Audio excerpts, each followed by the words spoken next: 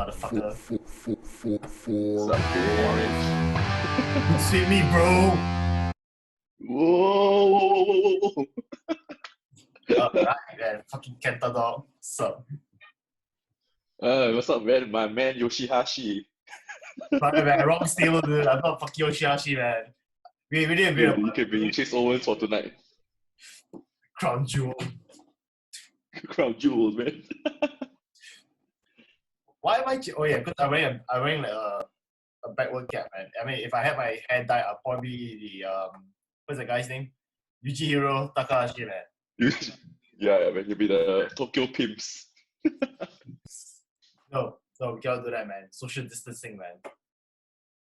Yeah.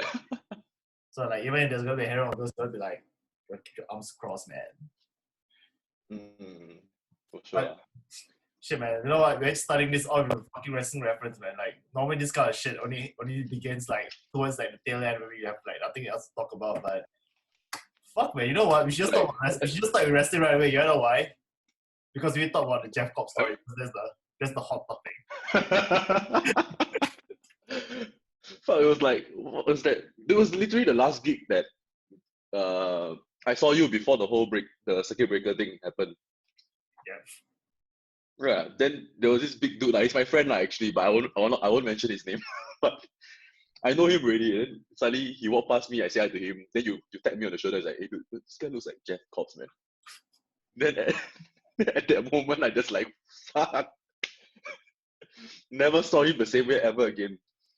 And I saw him like maybe a week after or 2 weeks after that day, right? And the image is in my mind of him like doing a moonsault on like somebody smaller, you know.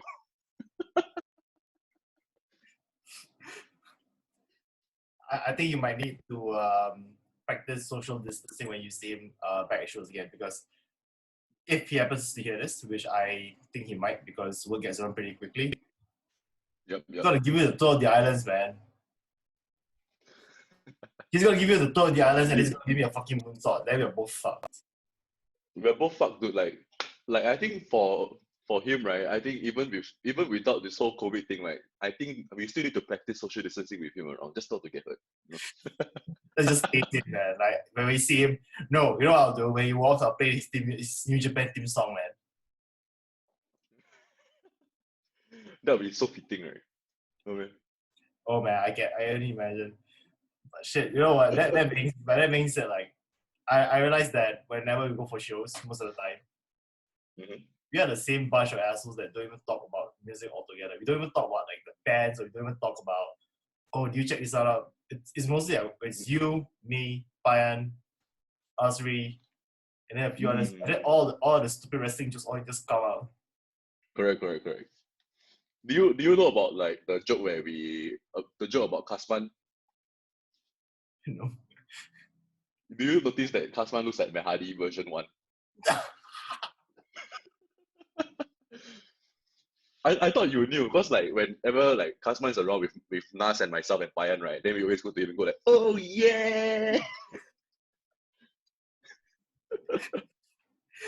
But like look, like once this is done, right? You go and like take a photo of Kasman, compare it to Mehadi version 1.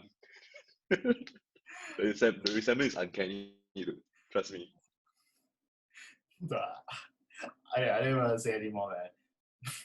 I was gonna say something else because I had another guess though, because you said that Cosma looks like Matt Hardy. Yeah. Which I don't know where you got that reference from, but certain angles, he looks like Yep. he looks like a guy from Los Ingonables de Japón. Evil or Sanada? No, the guy that just returned. The new junior title holder, right? Yeah. What's his name, I know. I remember like Daryl, his little. Yeah, he's little tall Daryl. Fuck Daryl, man. I mean, Daryl the cat, and yeah, maybe not Daryl Ang, man. He has nothing to do with this. No, definitely not the Daryl the cat. But it's okay, man. Daryl can be Daryl the cat as well if he wants. what's his name? It's quite Hiromu bothering me now. Takahashi. Oh, Hiromu Takahashi. Yes, yes. Yeah. Dude, I mean, But it's true lah. there's a bit of resemblance there, man. Like certain angles.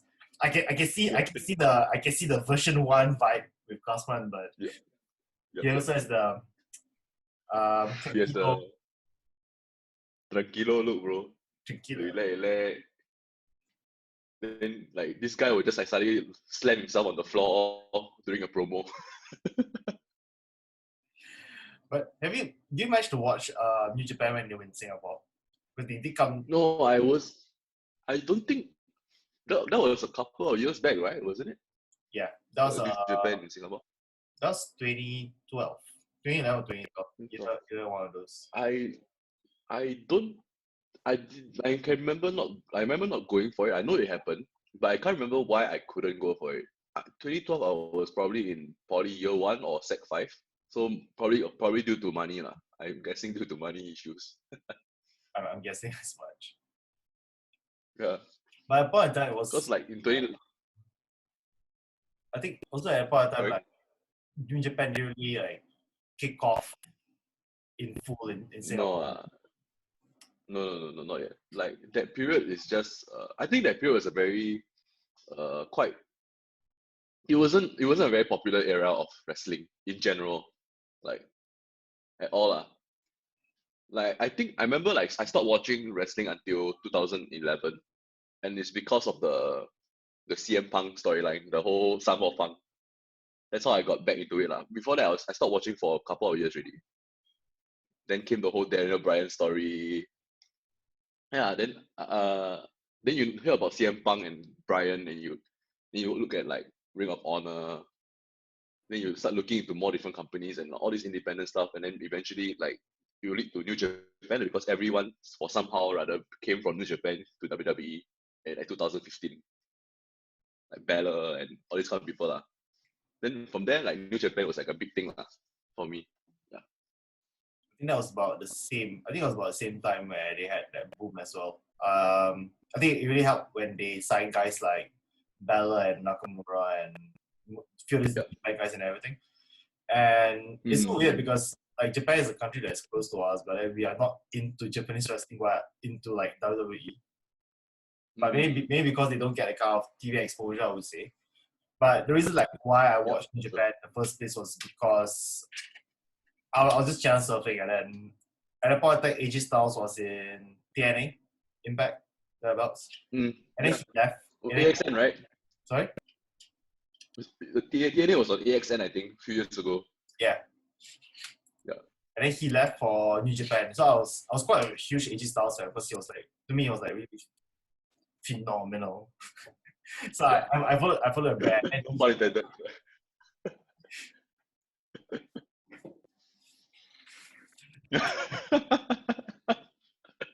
I'll splash, motherfucker.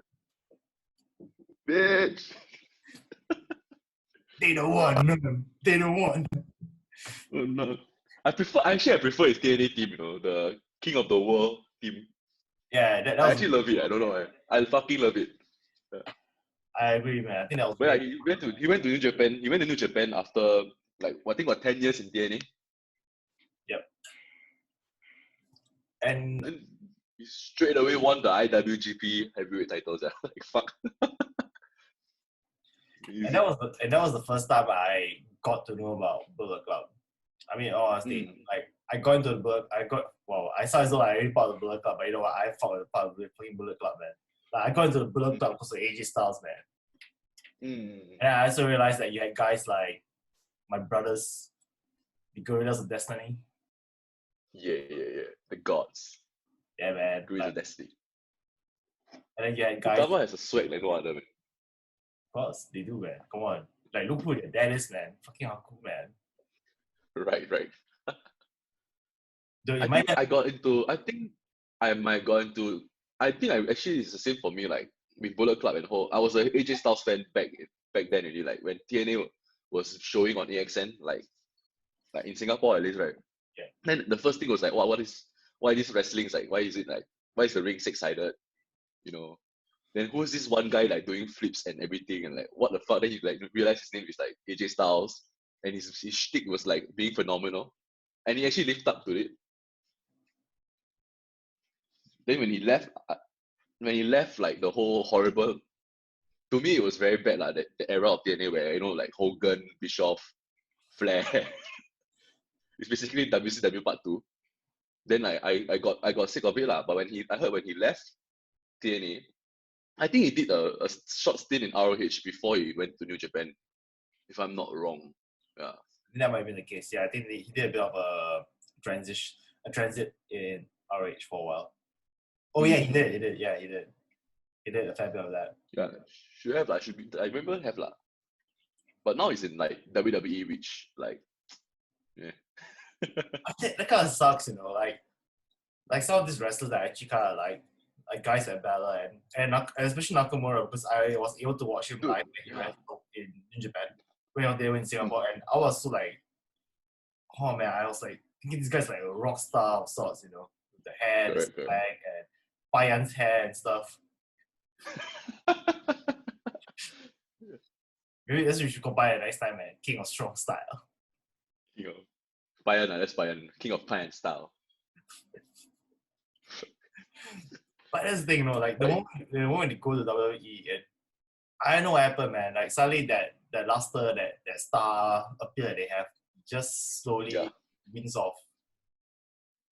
Like I think Nakamura was ruined the moment he lost to AJ Styles at WrestleMania. Like he couldn't recover from that. It's the same for Asuka when she lost to Charlotte as well, that WrestleMania. Yeah. I felt like the only star that actually maintained or did better or whatever not, right, was actually AJ Styles himself. Like he was floundering at first, but then eventually he's just too good to be ignored, I feel. Yeah, I don't agree with you, man. But just like the phenomenal one himself, you gotta talk about you on stage and having to deal with jackass friends who heckle you on stage while you're on stage. Like how frequent do you do that, man? Like we all know, like, okay, first of all, like you gotta tell us what bands you're in, and then you are in BC. I'm in BC. I play drums only, so I'm in BC. I'm in Summations, which is a totally different thing from BC. BC is like, we call ourselves Power Violence, but it's really, I think we went past that already. And like Summations is like a post-rock outfit. And being heckled on stage, it's a very common thing, especially during BC shows when you have like Aceh, Dan Jurong, Bayan, and the whole group of them there, right? And it's always like, it's just like, Bayan will just give me a face, like this face. I think you know what I'm talking about, like the face that he just like wants to, it's coming to you, that kind of face. I can fucking visualize it now, man. You visualize it now, right? Yeah. Then Aceh just giving his default face, which people might mistake as a look of disapproval. and they always just shouting across everything, or like, "Hey, Dzul, kind of thing." Or like disturbing Nas. Actually, like I think Nas gets the worst of it in BC instead compared to all of us. Or Ishraq. Like Ishraq gets like people putting their hands in his faces while he's playing a solo or playing a riff and all that. Then I always like counter back, cause like over the years I've been every BC show, right, there's always a moment where I just play the first drum beat to Run to the Hills by Maiden. Then it's just like a thing lah. So like it's me disturbing them as well as them heckling me back on stage lah. Yeah. But it makes it fun. It makes it fun. Like it's not like all. I love it that it's not all serious when I go to shows. Some shows like everyone is very serious or like they try to act a certain way. And I feel like with them around, like I don't have to act like I'm cool or whatever. No, I'm just like we're just us, And it's very fun to be around. I feel. Well, we're actually not cool, man. Actually, in newsflash, we're not cool, man. We're fucking losers, man. We're fucking losers that go for shows and then we just heckle our own friends. And then people like me calling it talk. I just look at it as me being cool. This is just how I get by the days. Right, man. Use that as a street cred in school, man. But you're right though. Like I mean, jokes aside, you're right. Like I would say that this is like part of like the gay experience in Singapore, where like when you go on stage and your friends are like making fun of you, and it's all in good fun because it's their way of like showing their support, and they're Yes, actually yes. they're actually happy for you guys. Like they like the music, and again, like seriously, if they didn't like the music in the first place, they wouldn't be there. But Exactly, exactly. the fact they are front row heckling every single one of them, although Marcus Yep. doesn't get it, I think no one wants to mess with Marcus. I think with Marcus' case, it's more like they tried to disturb him, but Marcus has never gave a reaction back. That's on purpose, I feel. I don't know why. They all side extra after that. Yeah, exactly, man. Don't mess with the Ichi, man. Don't mess with the chick, man. He's got a fucking guns, man. Correct. He'll fuck you up, man. He'll fuck you up. Holler if you hear him, man. Fuck. Get you a chainmail and shit. No, man. Get one ending. The camo that thing, then with the shades, ask him to play half naked for Halloween. He'll be Scott Steiner for Halloween. You know what? Since you're bad, you should do that recommendation to them, man. But that being said, like Sorry, what? if you talk about crowd interaction as well, like you perform in Baybeats as well. So there's a distinct difference between performing for a small audience as compared to performing to a larger stage in Baybeats. And I just want to know, based on your perspective, being at a festival, what's the difference in terms of the crowd interaction and how your point of view is from where you stand while performing on stage between Okay. the local show and Baybeats, for example? Okay, so like for local shows, right? It's more intimate, definitely more intimate. Like, cause there's no barrier, there's no barricade between, and your like people that's the front row are just literally like maybe 5 steps away. Then like you can see everyone's instant reaction and how are they reacting to the music that we are playing. You know, we can see it. We can see if they appreciate it or not, and we know where to pick up from that in the next few shows from there. You know, like how do we improve? We always like with BC and submissions, we all always want to always improve ourselves for the next show and so on and so forth. So when it comes to local shows, it's actually it's easy to see, and the interaction is more pure. I would say more pure as compared to a festival where like in Babies, I played the first time I played was with Tights, and like uh the drums are always at the far back end of the stage, right? And from where I stand, right, it's harder to see because number one, when from my view downwards, right, everyone like you can probably see or recognize one or two faces at the front row, but that's not very clear already. Like it's because they're so far away, and like um then the rest of the crowd it's actually quite intimidating when you first step on stage and you see like compared to like maybe in a local show you maybe see the max at best 80 to 100 people as compared to like a festival setting like Baybeats where it's like 500 or maybe even 1,000 or over. So it's a different type of fear that like gets you, you know, like as a performer we do get nervous before we go perform, but that nervousness is intensified because of the sheer number of people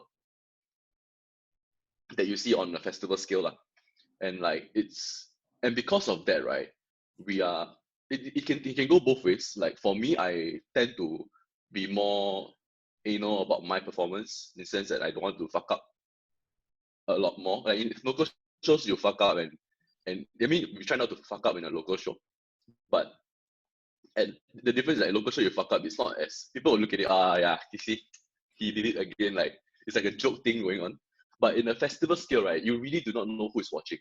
So like you don't know whether like if one particular person is watching you and that guy is like some like maybe a big shot in the music scene and all could help you uh get to the next step in whatever way it is, right, can help you get to the next step. You fuck up that one time, right, you might have lost your chance there and you never even know it because in a festival scale you don't even know who is watching you, you know. So that's a very big difference in the interaction because local shows you see things as it is and you accept it and you can appreciate it directly and almost immediately. While the festival scale side of things, right, it's very distant compared to the audience lah. So it's a bit hard to tell Like when someone come up to you and say, "Oh, good bro, good set, everything," and it can go both ways. Like some people are just like, "Oh, bro, good set," but maybe they don't feel the same way. But it's just for you to, just for them to like, oh yeah, congrats for performing here and all that. While another group of people will be like, good set, but I feel like certain parts could be improved. And then he mentioned certain things about the performance, and to me, I appreciate the second because I'm always in this like there's this desire for me to always improve and improve from the last time, and all that lah. Yeah. So I guess if that makes sense, that's a difference for me. I also going to talk about chemistry as well because you're in two bands, so you are in BC as well as Summations. What's the environment like between the two bands? Like, what's your relationship like between the members in BC and as well as like the members in Summations? I mean, I wouldn't really say it's gonna be exactly the same because maybe the duration in which you guys know each other and the kind of camaraderie that you guys probably have. So I just want to know, like, for example, like you play Summations, what's the vibe like, and how does it feel like playing in BC on the other hand? Because most of the time I watch you performing for BC, so I don't really have the opportunity to see you perform with Summations most of the time. So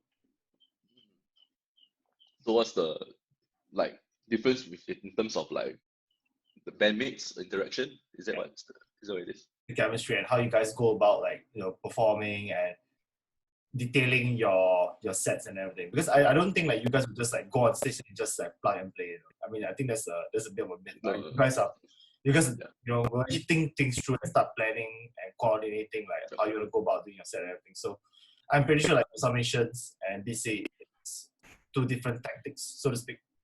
Especially with Summations, like you have Sean, man. Like Sean is pretty much very detail oriented. So correct. So I think I start with BC first. Like I was with BC for like could be 6, maybe even 7 years now. Like at least from the first time I joined Ishra approached me and everything. We were already friends before that. But with BC, it's a bit more.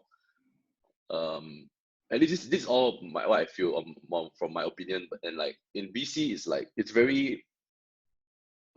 We rather like the four of us, we have this common focus and common goal, and like we understand like in terms of performance, and everyone has to be tight, especially for like our songs where we have a lot of sudden stops, we have a lot of sudden like tempo changes, a lot of sudden this very quick changes, and like everyone must know what's gonna happen next immediately. Like we can have a song where I'm doing like we're doing this like slow kind of like stony or like a heavy beat, right? Then suddenly it jumps into a quick blast beat and then to a funk beat. So I think for BC eventually over the years, the style for BC for the 3 members is to actually take cue from me. And for BC, I play the drums in a way where every note has a purpose, in the sense that like in terms of like let's say drum fills, where people think drum fills just to spice up the music for the drumming, so to speak, right? But for BC, actually the drum fills are a cue for them to know, okay, I'm changing now. We're going to the next part. Yeah. While for Summations, it's a bit more. I don't mean this as BC being disorganized, but it's way more organized in Summations, as we are playing with a lot more effects. Like I'm playing when I perform live, I'm bringing this laptop I'm using now. I'll bring this laptop with me, and we have tracks on the laptop that plays up according to the songs that we have. So one particular cable will be going to my ear, and there's a click track which we follow. And it's similar in BC in the sense that everyone as well relies on me, because I'm the only one that's keeping tempo with accordance to the guide track. And so there's similarity between BC and Summations, where like they depend on me to carry the song, to carry at least the timing and the song structure together. But in terms of like before we like how do we plan out our songs, right? BC is very different because our songs are like a minute. at most 2 minutes, and we don't want to keep having a quick like awkward 30 seconds break between each song. So when we plan our songs, right, we need to see like, does this song transitioning to this other song, is it quicker? Will it make it more intense, or will it be too boring? So it's to keep, we want to keep our audience like, what's the correct word? Like alert. Yeah, engage. Yeah, engage is the correct word. Yeah.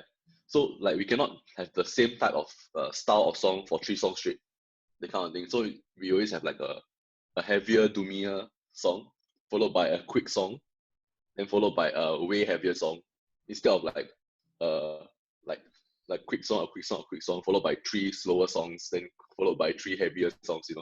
So just keep it more engaging as every song goes by. And one set, for BC, one set can go like maybe fucking like 17 songs. It's one time we ever played 20 songs on one shot, and for a drummer, it's actually very tiring to play BC 20 songs.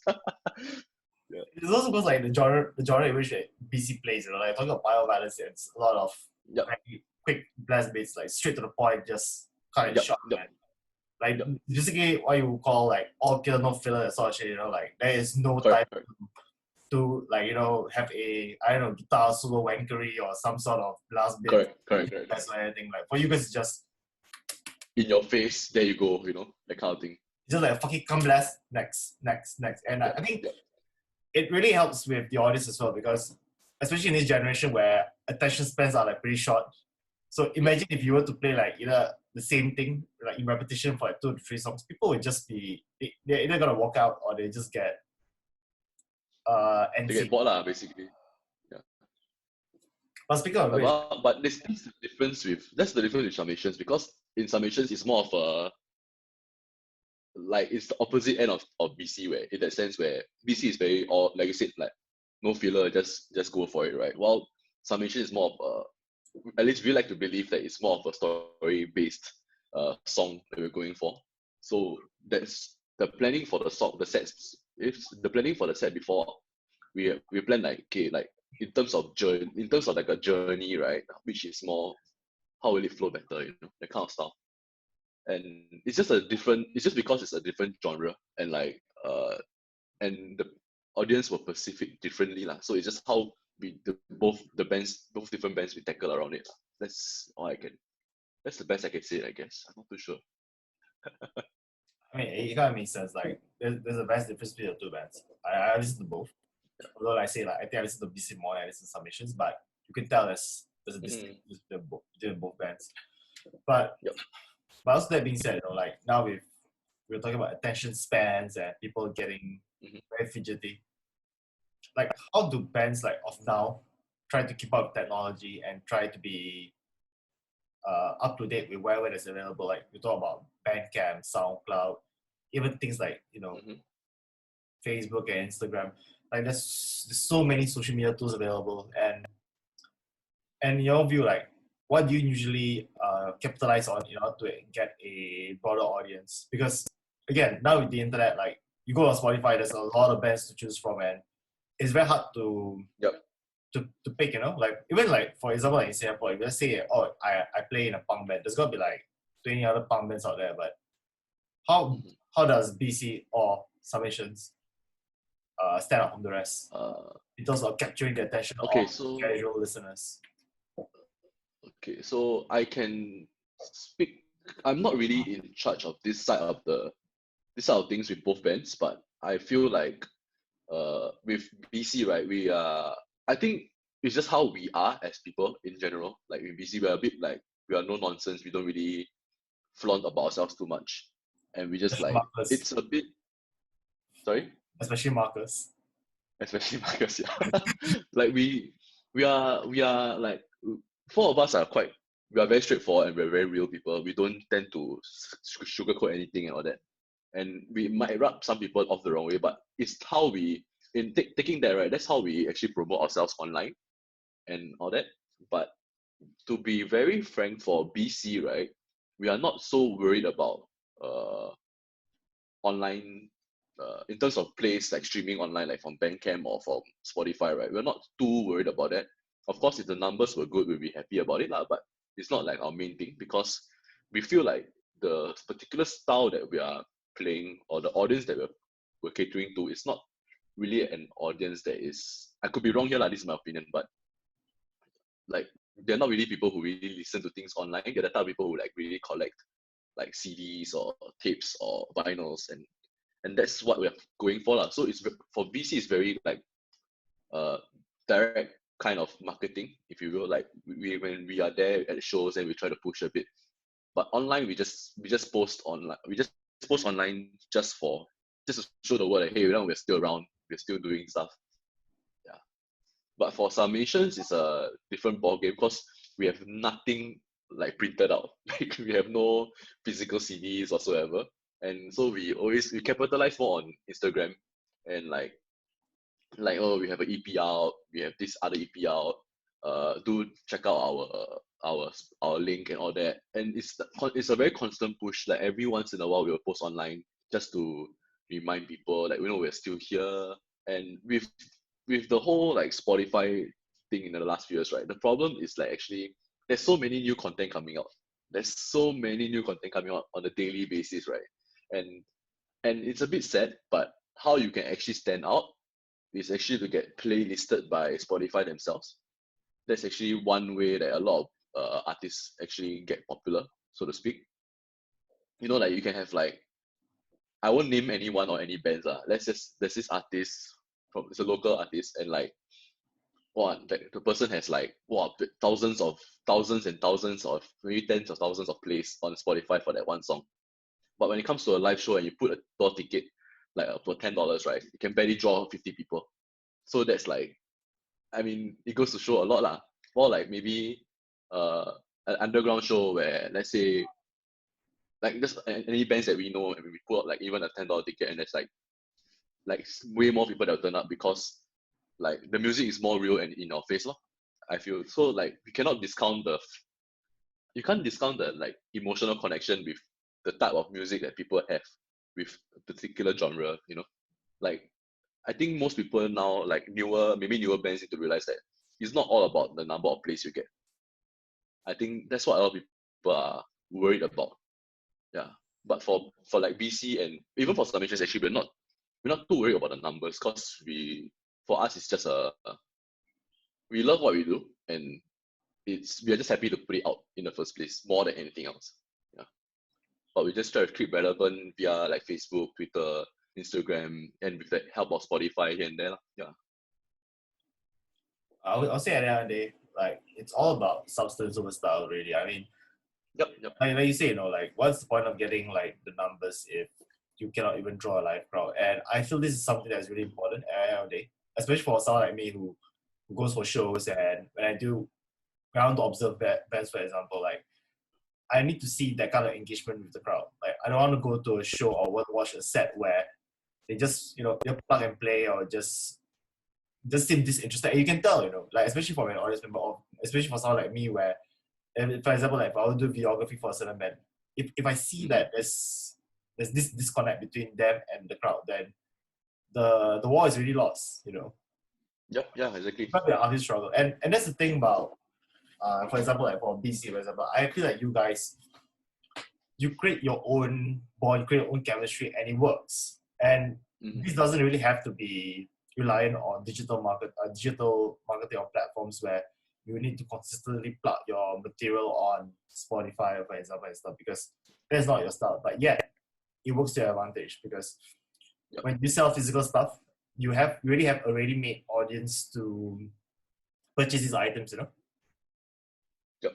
And for Summations as well, like you guys cater to a specific demographic as well, and it also works. So it's really all about balance at the end of the day, like how you work it out. But you need to ensure that in order for one thing to work, the other needs to come into place as well. So for example, like you want to talk about just getting the numbers for your social media streams. It looks good, yes, it kind of looks good on paper, but you also do realize that it can be bought as well. I mean, let's be honest, I think that there are some artists, like, I check them out, I don't get the hype, seriously. Like, I listen to it, I don't feel it, you know? And Yeah, I know what you mean. I know what you mean. and you can tell that the numbers are all being bought because they look totally exaggerated, and this is something that you cannot lie. Because for local bands especially, like our mantra is like, if you are good, you are really good, and we will turn up for shows. It's all about the crowd turnout. Like if you claim to be good, but you don't have the physical numbers to show for it, or the kind of crowd engagement to back it up, then you're not exactly that good. Yeah, And exactly. and that's Like the it's thing. not we're not trying to shoot you down for that, like if that makes you happy, then by all means, if the numbers on Spotify makes you happy, then by all means go for that. But it's just our opinions are the same, where like we need to have that emotional connection to a particular band and to the style to even bother showing up and even buying their stuff. When it comes to buying a particular band's merch, right, then it shows like, wow, like these people are we are really supporting you and want to see you go for it lah. I agree. So before I conclude the conversation today, I have to ask you one last question. What would be the biggest highlight of your performing career by far? Wow. Regardless of which band you're in, just choose one particular event that immediately comes to mind. There is actually like two that comes to mind. Can I speak about two? Yeah, go ahead, man. Okay. The first one that really comes to mind was when BC we played at Rumah Api 2015. Yeah, that was the first one that comes to mind, and like it was just very fun because like Rumah Api is in Kuala Lumpur? KL. It's in KL. Okay. Yeah, Kuala Lumpur. It's the end of the year festival for, I think, for the punk in KL. I might be wrong here but it's basically a festival at the end of the year in KL, and we managed to play that, get to play there on 2015, and it's a very eye-opening experience because number one, it's I think our second time playing KL at that time, but it's the first time that the lineup was that day that performed. The lineup was just me, Ishraq, and Roos. Roos was our old vocalist back then, and because like Nas had last minute reservist call, and Marcus was still in EBMT, so he couldn't come out with us. And that was, I think, to me that was quite fun because different style of playing PC all together, plus a different type of crowd altogether, where it's a tougher crowd to meet, but we managed to win them over. So that was quite a memorable experience for me. And the second one is actually with Witch Seeker when we played at Hammersonic. Like I was sessioning for Witch Seeker, and it was a tough show because like it was fucking 40 degrees the moment when we were playing. Did they force you to wear leather jackets as well? No, they didn't force me. Thank God they didn't force me to wear leather jackets. Like gotta be glad, Shake, dude, like Shake had the whole thing, man. Like his red and black leather outfit, the full one with the bandana and the choker necklace and all that. Then when I was putting it on, right, like we were playing at like 2 p.m. I think it was 2 or 3 p.m. I can't remember. And like this idiot, right, put it on at 1 or 12, so you're like a few hours inside the whole damn outfit. So he sweat so much, right? Like eventually he looked pale right before the set. Then I asked him like, dude, are you okay or not? Like you don't look well at all. And he had makeup on, and with makeup on he looks pale. So imagine how bad he looked. Like, let it sink in. Shake with makeup looking pale. My goodness. Okay, I can see why it's so memorable now, man. That's yeah. But it was fun because like it's memorable to me like musically it's very memorable because it's my first time playing a festival overseas. Like it's not just like it's not Baybeats and all that. Like it's Hammersonic, like it's in Indonesia, it's overseas, and we are playing to a whole crowd who have no idea who we are.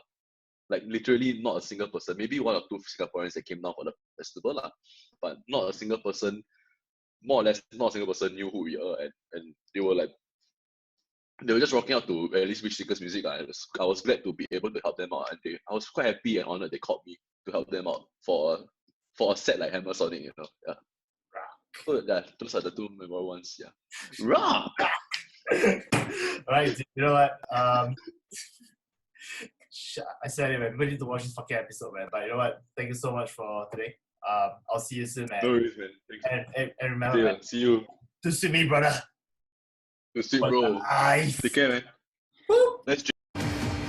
青コーナー公式戦いっぱいバレットクラブジ・アンダーボスバトラック